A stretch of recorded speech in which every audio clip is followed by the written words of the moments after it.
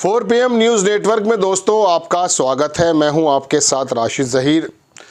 जगदीप धनखड़ उपराष्ट्रपति, उस पर किस प्रकार का प्रस्ताव राज्यसभा में लेकर आया जा रहा है ये आप भली भांति वाकिफ़ हैं, लेकिन भारतीय जनता पार्टी का मौकूफ़ कहते हैं, उनका जो मकसद है, उनका जो रिप्लाई है, उनका जो सोच है वो क्या निकल कर आई है। धर्म की राजनीति करते करते जाति की राजनीति करने पर उतर आए।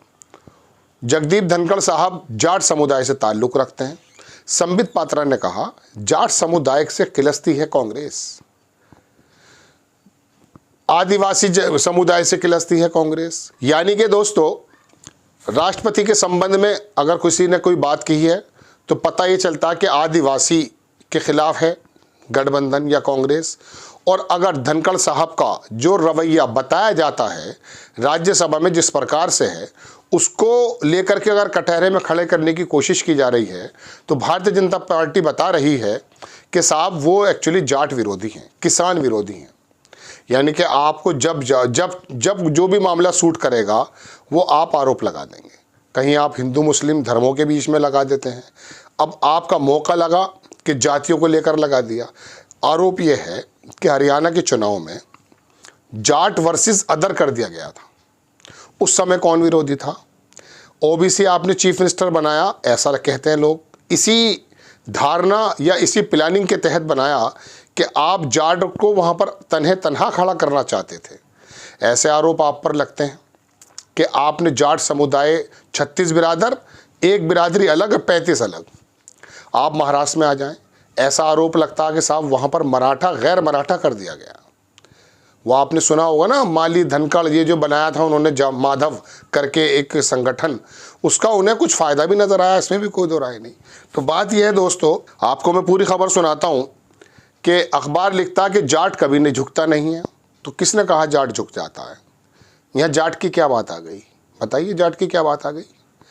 जगदीप धनखड़ के खिलाफ इंडिया के अविश्वास प्रस्ताव पर बोली बीजेपी मुख्यालय में प्रेस कॉन्फ्रेंस कर पुरी से सांसद संबित पात्रा, पहले ये हार गए थे पुरी से, कांग्रेस अविश्वास प्रस्ताव लाकर जाट समुदाय का अपमान कर रही है, लेकिन उसे नहीं पता कि जाट कभी नहीं झुकता। राज्यसभा के सभापति जगदीप धनखड़ के खिलाफ विपक्ष ने अविश्वास प्रस्ताव का नोटिस दिया है। जगदीप धनखड़ के खिलाफ विपक्ष के अविश्वास प्रस्ताव को बीजेपी ने जाटों के सम्मान से जोड़ा है। बीजेपी सांसद संबित पात्रा ने प्रेस कॉन्फ्रेंस कर कहा कि कांग्रेस किसान और जाट समाज का अपमान करने में कभी नहीं चूकती। जाट समाज, किसान समाज 1 साल से ज़्यादा के समय तक पूरी दुनिया जानती है बॉर्डर पर बैठे रहे एमएसपी को लेकर, और आज भी बैठे हैं।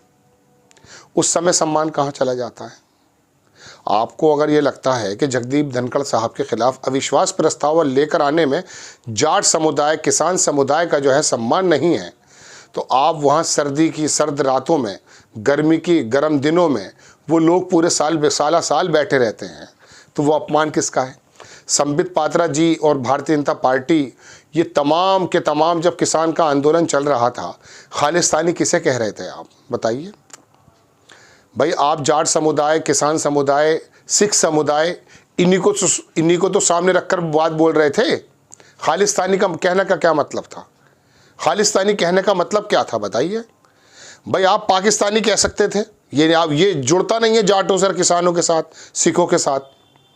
आपने खालिस्तानी शब्द का इस्तेमाल ही इसलिए किया था आपकी पार्टी के लोगों ने कि आपको मालूम था कि सिख समाज किसी ज़माने में खालिस्तान का थोड़ा बहुत कभी कभी पक्ष कर लेता था, या बाहर अभी गुरपंतवंत सिंह क्या है, वो आतंकवादी या खालिस्तानी, वो इसका जो है करता है। तो आपने सिख समुदाय को, जाट समुदाय को, किसान समुदाय को खालिस्तान से इसलिए जोड़ा क्योंकि पुरानी कोई बात आपके मन में है।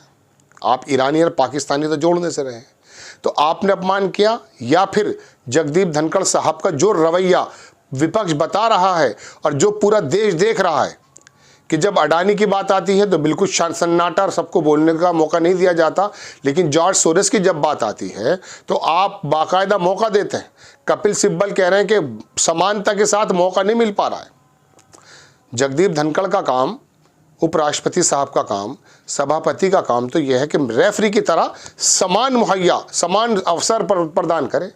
लेकिन देख रहा है ना देश क्या चल रहा है। चलिए खबर देखिए और आगे क्या लिखता है अखबार। संबित पात्रा साहब ने और क्या क्या कहा। पात्रा के मुताबिक धनखड़ के खिलाफ ये प्रस्ताव गांधी परिवार के कहने पर आया है।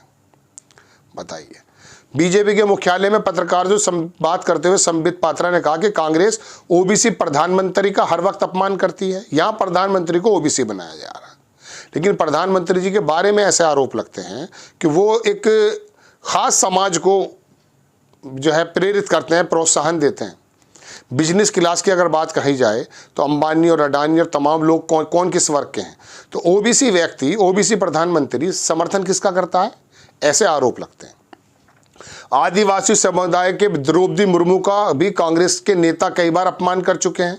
अब किसान पुत्र जगदीप धनखड़ के खिलाफ अविश्वास प्रस्ताव लाया गया, यानी कि इस कहानी चेंज कर दी।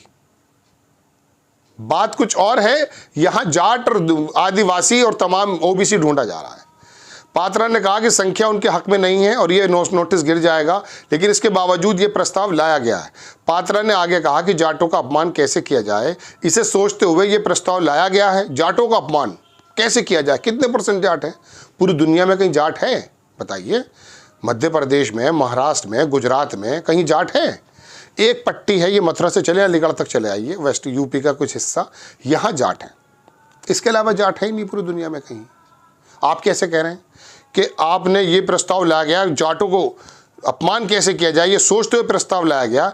देश के इतिहास में ये पहली बार जब किसी उपराष्ट्रपति के खिलाफ अविश्वास प्रस्ताव लाया गया।